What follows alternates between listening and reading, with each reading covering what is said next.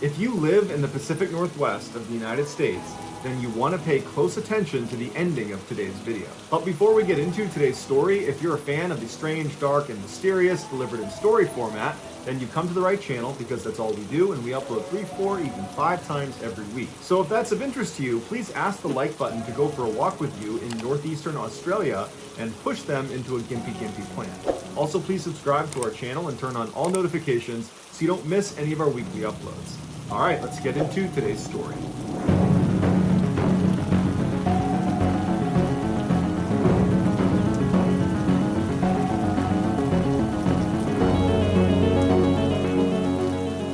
In 1985, 36-year-old Michael Reamer was a roofer in Tacoma, Washington, and his boss described him as being a work hard, play hard type of guy. In the winter months, when there really wasn't any roofing to be done, Mike would supplement his income by trapping coyote, mink, and muskrat in the forest that butted up against the Nisqually River, which was an 80-mile stretch that ran right near his home. Most of the traps Mike would set would be far away from any actual trail, because wherever there was a trail, you would have human foot traffic, and that would scare away the animals that you're trying to catch in your trap. And so as a result, he would place his traps in very remote, isolated sections of the forest, which meant he needed to know where those sections were. And so over the 15 years he spent trapping in this forest, he got really, really good at navigating it. It was like he had a map in his head of where everything was in this forest.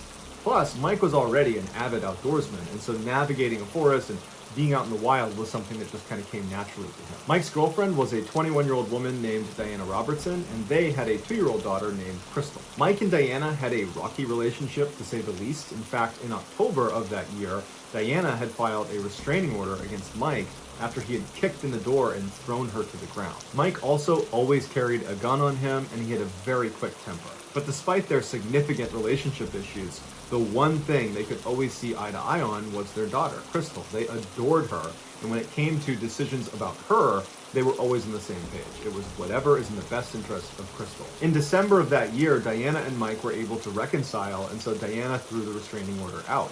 And in fact, she and Crystal moved back in with Mike, which made Crystal very, very happy. Just a couple of days after moving back in, they decided they wanted to go out and go camping together as a family, and then also pick out a real Christmas tree they could bring back for the holidays.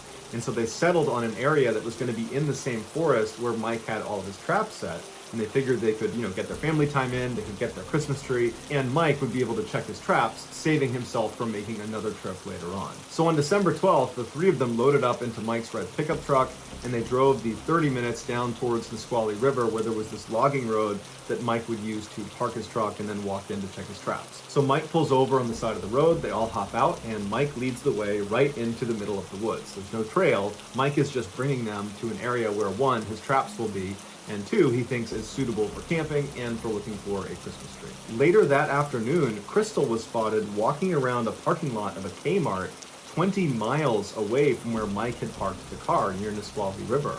And she's just walking around, she looks totally confused, she's all alone, and the employees of the Kmart are looking out, and they see this girl, and they're all watching, waiting for, her parents or a guardian or someone to walk over and show that they are with this girl. But after a couple of minutes, when no one does that, one of the employees goes out and tries to talk to her. And this employee would say when she talked to the girl, she kept looking over her shoulder and she was just terrified the whole time. And so this employee asked her, what's your name?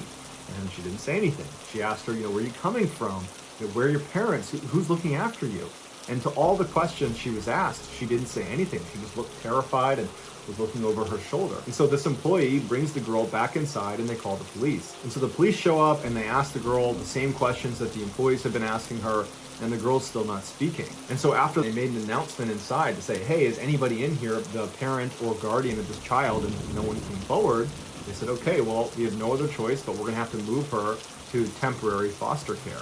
And so they move her to a foster home, and then they put an ad out in the newspaper that day with a picture of her, basically saying, if you know me, contact this number. 2 days later, Crystal's maternal grandmother would see the picture in the newspaper, and the ad did not have a description of, how she was discovered. It just said she had been found at this particular Kmart, and if you know who she is, please contact this number. Even without the details, the grandmother knows something has gone wrong.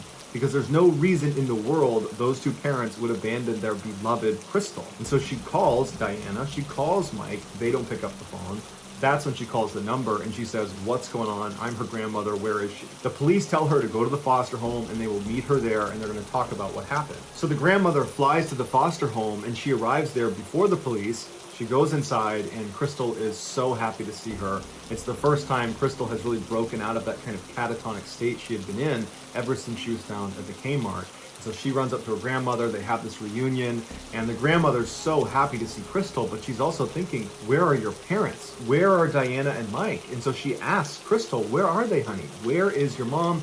Where's your dad?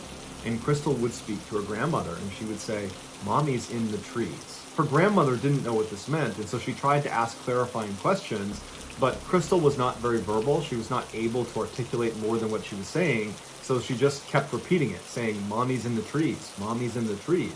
And so then the police show up and the grandmother turns to them and she says, "Where are her parents? Where are Mike and Diana?" And the police turn to her and they're like, "We don't know. We found her abandoned in this parking lot and she wasn't speaking and no one knew anything about her. And so until right now, we didn't even know her parents' names. Do you have any idea where they might be?" And the grandmother's like, "I have no idea. I mean, I'm just learning about all of this stuff now, but when I came over here, Crystal said to me, 'Mommy's in the trees.'" And she's not very verbal, so she can't explain much more than that. But she just kept saying, "Mommy's in the trees." And I know Mike liked to go camping in this one area near the Nisqually River. He keeps traps out near the edge of the water. He catches some small animals out there. So I know he goes out there and goes camping. And so maybe that's what Crystal's referencing, that they were in the trees, so they were in that forest over there. The grandmother also gave the police the address to Mike's house, and the police used that information to launch their search for the parents. And so the first place they go is Mike's house, and all the lights are off, the door is locked, and his red pickup truck, because the grandmother said he drove a red pickup truck, his red pickup truck is not there.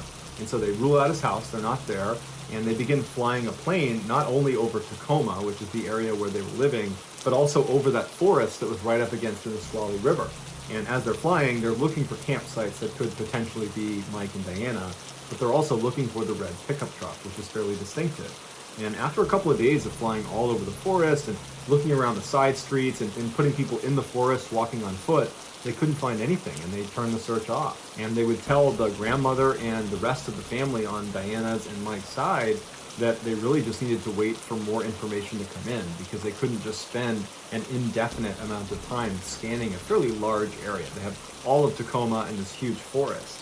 And so everyone just had to wait. 2 months later, a man and his dog were out walking on this logging road that was about 10 miles away from the Nisqually River and 30 miles away from the Kmart where Crystal was found.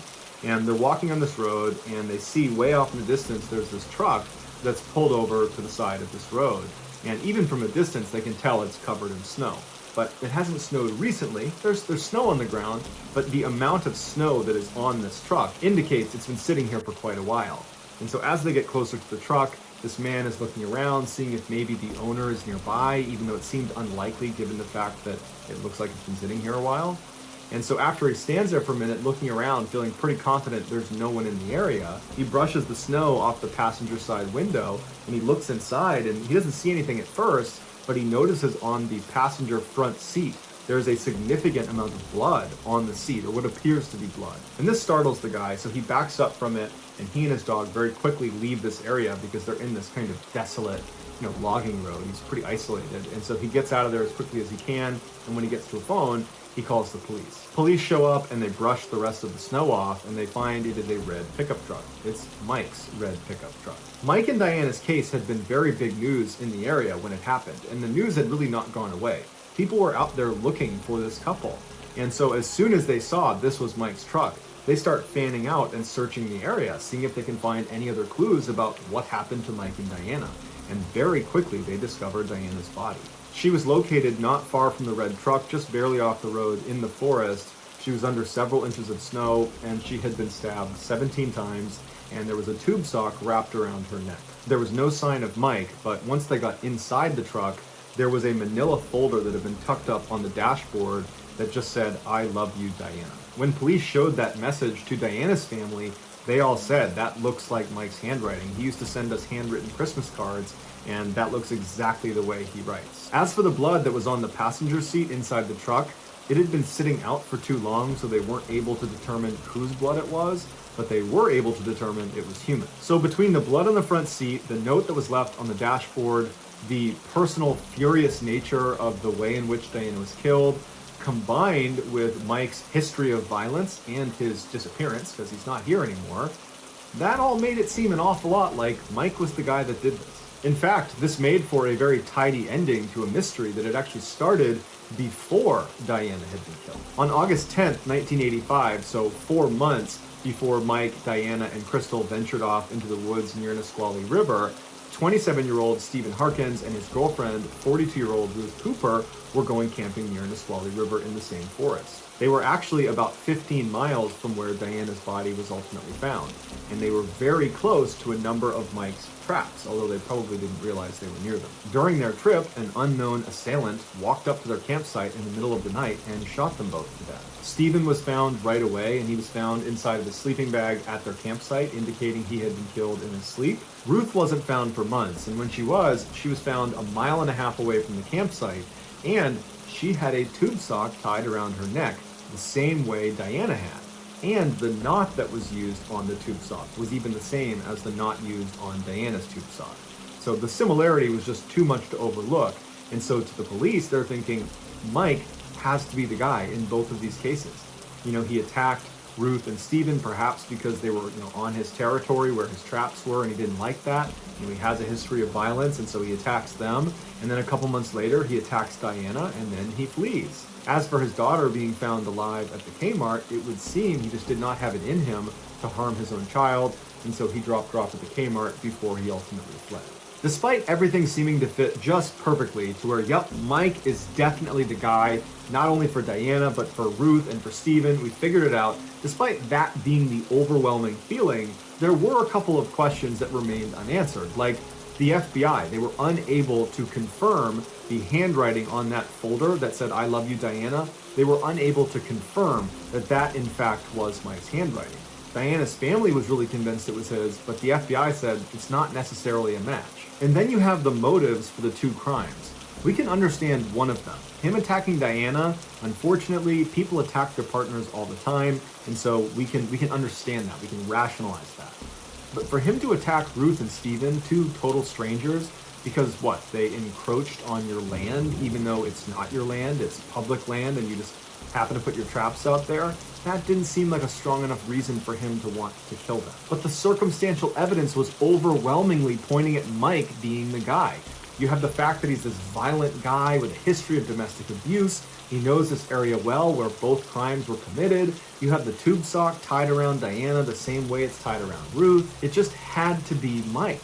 And so because the police felt so strongly it had to be Mike, they were willing to overlook these lingering questions. And so the police wanted to issue an arrest warrant for Mike, but they needed to be able to prove he was alive, because if he was dead, then that calls into question his ability to have committed these two crimes.